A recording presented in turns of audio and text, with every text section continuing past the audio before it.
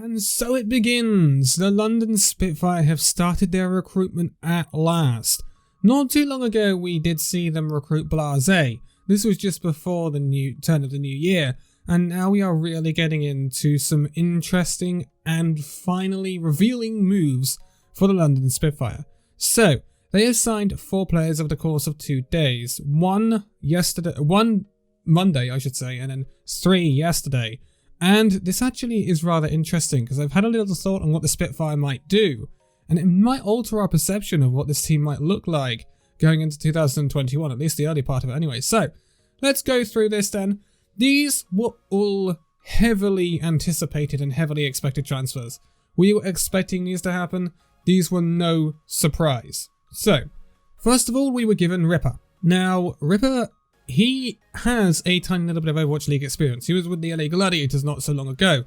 He was played as understudy to Big Goose and Shaz at the time, and didn't get much of a look in at that Gladiator side. He then went off to play for the British Hurricane.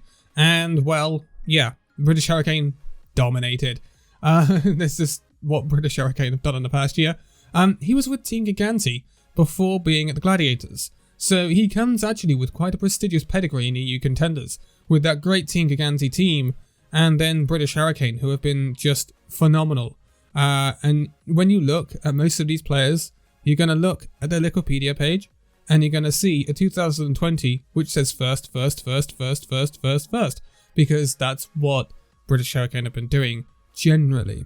Anyway, so it is pretty cool to see someone of this pedigree coming into London Spitfire. It was expected that he would be promoted from the British Hurricane. He is the flex support. He is going to be playing that Zen, that Moira, that Anna. That is what Ripper is known for. It is his second shot at the Overwatch League, and we will see how it goes. I don't think it's a bad signing, I'm not going to lie. I don't think any of these are bad signings, to be quite honest. These are guys that have been dominating the EU contenders all year. It's not going to be, or all last year I should say.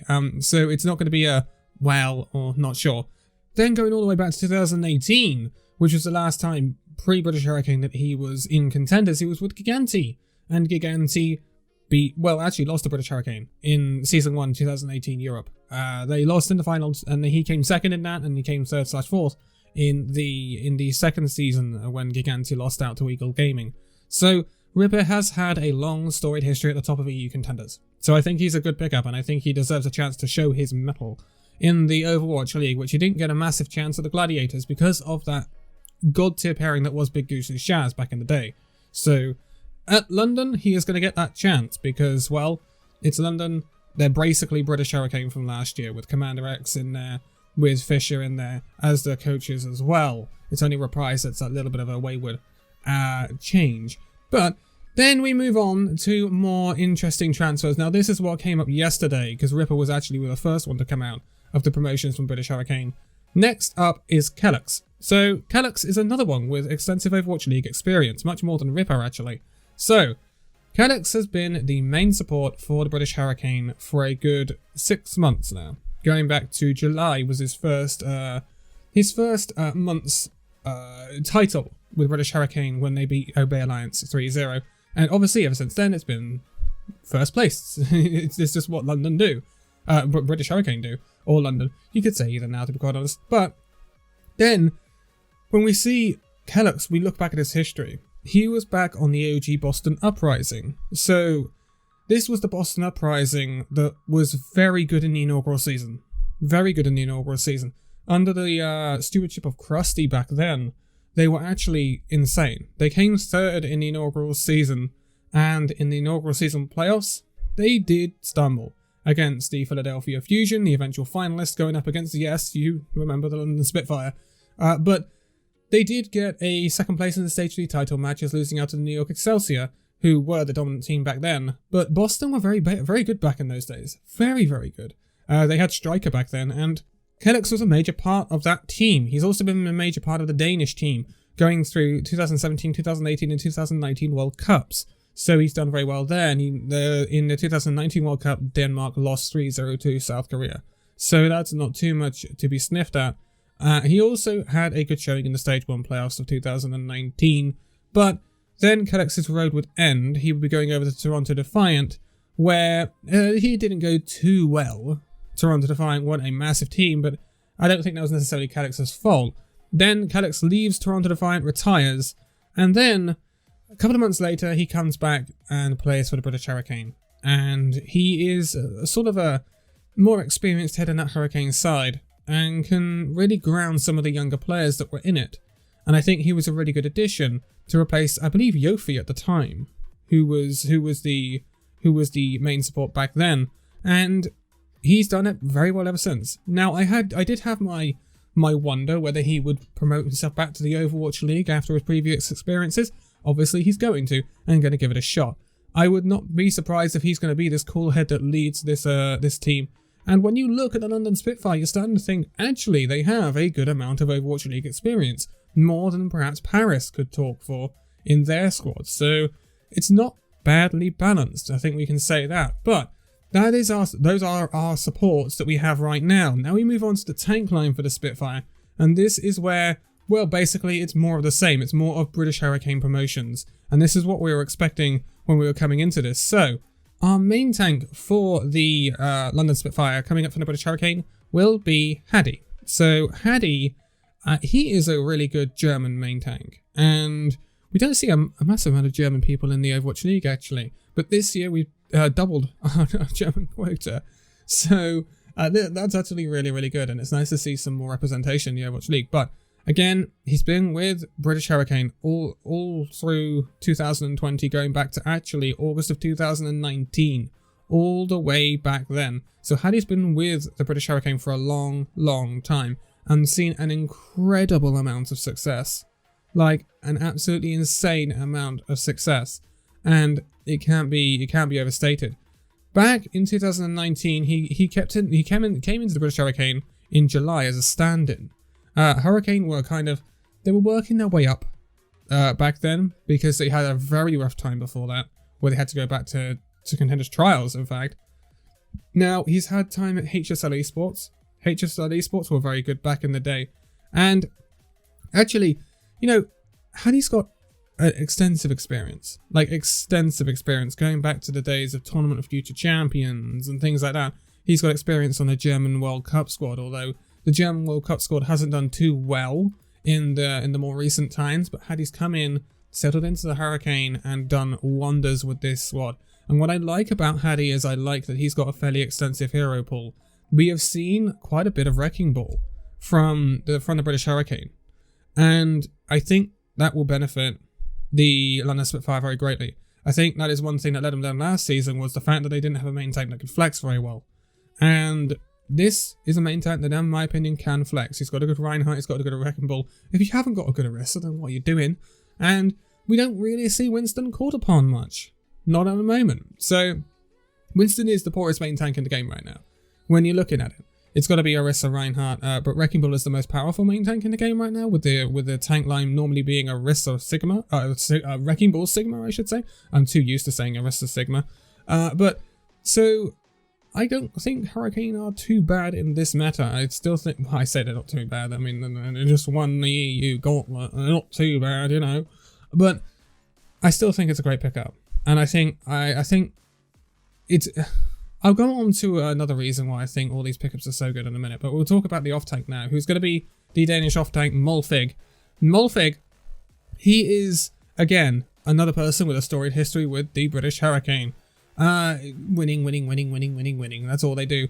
And he's had a lot of experience coming. He's played on a lot of teams in Europe, going back to the Kaiserlittens days, which was the namesake of the Laser Kittens, hence I just mucked that up. Back in 2017, and Team Singularity, Copenhagen Flames, Shoes Medical EU, Young and Beautiful, and then coming in the British Hurricane, and now he's getting his first chance at the London Spitfire and at the Overwatch League. So, again, Molfig and Haddy have been possibly the best tank. Well, I think they are the best tank duo in the EU right now. I think they've been demonstrating that they are really, really good, and their results back that up. The only thing we can say, and this is what we always say, is it's the EU region. So how does that square up against Korea and NA? Well, we've seen in the Atlantic showdowns that NA and EU are very, very close. Very, very, very, very close. With Obey Alliance coming out on top against Odyssey, but American Tornado squeezing out the Hurricane is very, very close. Like, really close. So, I don't think there's too much problem there. When you put them up against Korean talent, you never really know. Because we never really get a chance to compare Tier 2 NAEU to Tier 2 in Korea. And so, it's very often very difficult to judge that. But one thing we can say is that I believe that the power level in Korea is decreasing right now. We saw that in the Gauntlet where Team CC actually came out on top in China, instead of actually Korea coming out on top, which is what we usually see. So there is perhaps a weakness in the Korean region right now that could be exploited by some very good quality European or North American talent. And we could be seeing this from London Spitfire. So I think Molfig is a great pickup. And that rounds us out for our first batch of transfers for the Spitfire. So we have Ripper, Calyx, Hattie and Molfig being promoted from the British Hurricane. And what I find very interesting about this is the fact that they didn't announce Sparker. And we know that Danita's already gone. So, this makes me think. This makes me think, honestly. Are they going to promote Sparker? Because there is one interesting problem with Sparker when it comes to the Spitfire. And it's the fact that you have to be 18 to play in the Overwatch League. So when we look at Sparker, he's currently 17. And won't be 18 until June 10th. Which is very likely to be after the start date of the Overwatch League season for 2021. So he's going to be ineligible for the first part of it. Now, the running theory for me with Sparker was they're going to have him on as ineligible until he's eligible to play because he reaches of age. Now, I don't know whether that is going to be the case. And the reason I say this is, why would they have not announced Sparker today? So, we already knew that the Spitfire were going to have to sign at least 2 players, because we're not expecting Danner to be promoted, because Dan had left. And Sparker would need someone to cover for him until he becomes of age to play in the league. So, we're expecting 2 transfers for the Spitfire that are not from the Hurricane. Will they still promote Sparker? It is highly possible. Or will they put him as a 2-way player, so he can still play for the Hurricane while he's ineligible due to age, because when he comes of age, there would have been a first season of Contenders 2021. So, Sparker would be able to play for the Hurricane. Also, the Overwatch League transfer window, you have to have people signed down, but as we saw this year, it tends to take a while into the season for it to actually close. In fact, this year it was very close to the playoffs before it actually closed.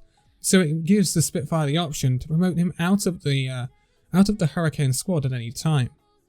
I would be willing to bet that they put him on a 2-way contract, and it allows him to play for the Hurricane during the first season of EU Contenders. This keeps him fresh and keeps him ready to join the Spitfire when he's of age. And so he can just slip straight into that Spitfire squad, knowing them very well, with the likes of Ripper, Calyx, Hattie, Molfig, who have been with the Spitfire during 2020. I think that could be what the Spitfire run with here. In that case, we are going to see 2 more transfers for the Spitfire coming very soon, outside of the Spitfire, or outside of Cloud9 and outside of British Hurricane, which is going to be actually really interesting, because we've seen Blase, they're going to need a hit scan, and it'll be very interesting to see who that hit scan is. Now, there are a few people on the radar, shall we say, for people who think that they might have worked out what the Spitfire are doing. The first of those is the British DPS player, Hybrid. So, Hybrid is a hit scan player. He's 19 years old, and he had been playing for Team Doge. Team Doge is, well, inactive. It's got no players at the moment, apart from, well, Hybrid. Now, a lot of those players that were on Team Doge were trying out for Overwatch League teams. Aspen was one of them. Elivote was another. He ended up leaving, him and AFOX ended up leaving for New Kings. I reckon Elivote already knew he was probably going to get signed up by the Eternal by then. And then we had a bunch of other players as well. Soleri being one of them. Naga was another one that was on Team Doge at one point. So, the thing is, the only player we haven't heard of making a move is Hybrid from that Team Doge side. And it is rather odd. So, is it the case that Hybrid already knew his destination, and it was the London Spitfire? He's going to be the British hit scan for the London Spitfire, maybe. And so he's going to stand in for Sparker until Sparker becomes of age. Sparker comes up, then they got 2 really good hit scan players maybe. That is what my running theory is for the hit scan role at the Spitfire right now. I also know from an interview that Nuki, the GM of London, did with a company back in near November, something like that she said that there was a lot of British Hurricane, there was a lot of British talent in the tryouts for Spitfire, which means, yeah, I wouldn't be surprised if 1 or 2 of them got picked up. Could the next 2 players be given their own individual announcements and be British players? It's very, very possible. In that case, who could those players be? One of them could be Hybrid. Could another one be Boombox? Or someone like that? Who knows? But we will we will wait and see what these next announcements are going to be. I'm very, very interested to see what they are, and it's nice to finally have some London news to go on about and finally get these British Hurricane players promoted. But I would not be surprised if it's only 4 now that are promoted from the Hurricane, with Sparker staying as a two-way player, which could be an announcement coming tomorrow or very, very soon. But I will leave it here for this one. So thank you guys so much for watching this video. If you'd like to, give a like, subscribe if you're new, and I'll see you in the next video. See you then.